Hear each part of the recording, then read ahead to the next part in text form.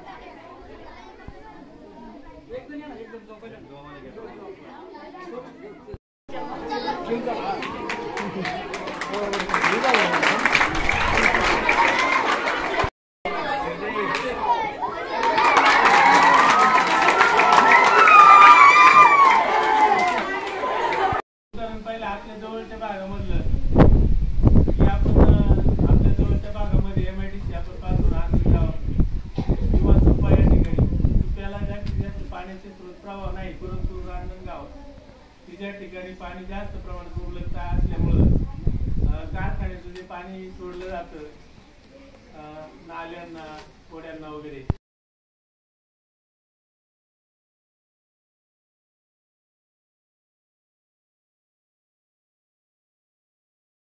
आपल्याला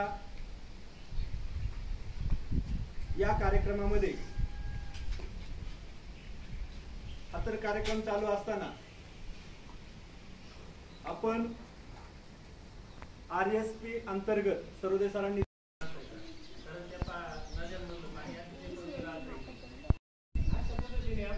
आपण त्या ठिकाणी आपल्या देशाच्या नद्यांचं पाणी प्रदूषित केले आणि आपण आता गेलो तर बरीचशी माणसं आपण पाहतो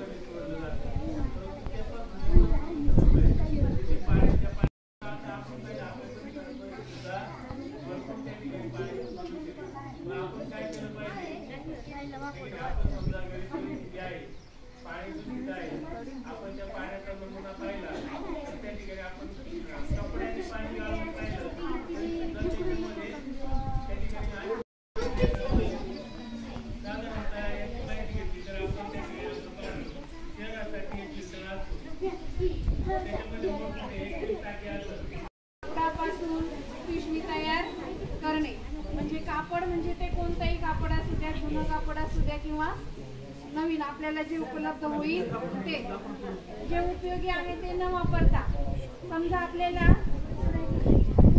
काहीतरी खरेदी करायचंय, पिशवी नाहीये, आपल्याजवळ कौशल्य आहे, आपण पिशवी त्या ठिकाणी तयार करू शकतो का?